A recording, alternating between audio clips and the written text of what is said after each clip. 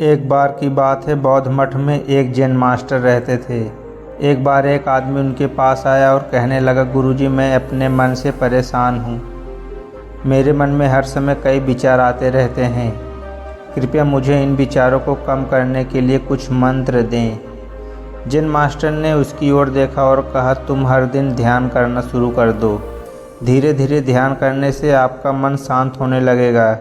लेकिन उस आदमी ने कहा, गुरुजी कृपया मुझे ध्यान करने के लिए मत कहिए। मैं ध्यान नहीं कर सकता, क्योंकि जब मैं ध्यान करने की कोशिश करता हूँ तो मेरे दिमाग में और भी विचार आने लगते हैं और ज़्यादातर विचार नकारात्मक होते हैं जो मेरे दिमाग को और बेचैन कर देते हैं। जैन मास्टर ने कहा कि चिंता मत करो, यह ध्यान के प्रारंभिक चरण में होता है, लेकिन धीरे धीरे ध्यान का अभ्यास करने से आपका मन शांत होने लगेगा। लेकिन उस आदमी ने कहा कि गुरुजी ध्यान मेरे बस की बात नहीं है। आप कृपया मुझे मेरे मन को शांत करने के लिए कोई मंत्र दें। जैन मास्टर ने देखा कि यह आदमी इस तरह से समझने वाला नहीं है, तो उन्होंने कहा कि ठीक है, अगर आप जिद करते हैं तो मैं आपको एक मंत्र देता हूँ जो आपके दिमाग को शांत कर सकता है। फिर मास्टर उसके कान में मंत्र फुसफुसाया और कहा कि आपको इस मंत्र को बैठकर जाप करना होगा अकेले हर दिन। वह आदमी बहुत खुश हुआ और बोला, धन्यवाद गुरुजी, मैं इस मंत्र का प्रतिदिन जाप अवश्य करूँगा। जैसे ही वह जाने के लिए वापस मुड़ने वाला था, जैन मास्टर ने कहा, लेकिन एक बात याद रखें कि इस मंत्र का जाप करते समय बंदर के बारे में न सोचे, अन्यथा मंत्र अप्रभावी हो जाएगा। उस आदमी ने कहा, गुरुजी मैं बंदर के बारे में क्यों सोचूंगा, मैंने अपने पूरे जीवन में कभी बंदर के बारे में नहीं सोचा। आप इसकी चिंता ना करें। और वह वहाँ से चला गया। वह आदमी खुशी खुशी घर वापस आया और मंत्र जपने बैठ गया। जैसे उसने मंत्र का जाप करना शुरू किए, उसे जैन मास्टर के शब्द याद आए कि जब आप इस मंत्र का जाप करें तो बंदर के बारे में ना सोचें।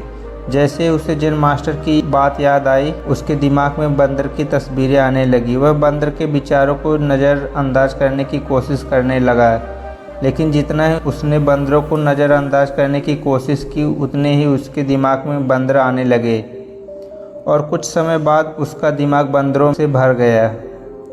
उस आदमी ने सोचा कि जैन मास्टर ने मुझे यह निर्देश क्यों दिया। अगर वह जानता था कि बंदर एक मुसीबत है तो उसे उसका उल्लेख नहीं करना चाहिए था।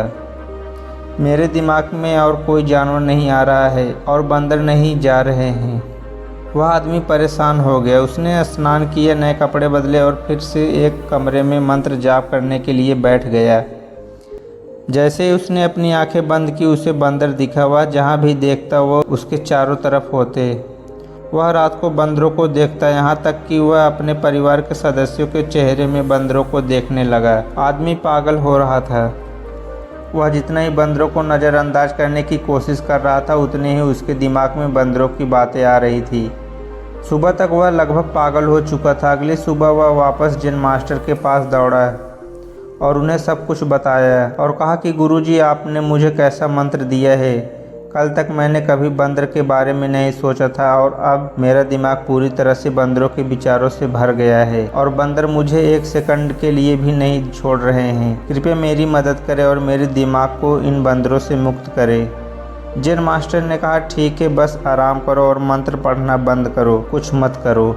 वह आदमी निश्चिंत होकर बैठ गया और मंत्र पढ़ना बंद कर दिया। उसे आश्चर्य हुआ कि अब बंदर का तो ख्याल ही नहीं रहा, सब कुछ सामान्य हो गया है। तब जैन मास्टर ने कहा, मैं तुम्हें हमारे मन की प्रकृति के बारे में बताना चाहता था। कभी भी अपने मन से लड़ने की कोशिश मत करो। मन एक गति की तरह है। शांत रहे, मन के विचारों को देखना शुरू करें और आप पाएंगे कि आपका मन धीरे धीरे अपने आप शांत हो जाएगा। और मन को देखने के लिए आपको ध्यान करने की आवश्यकता है।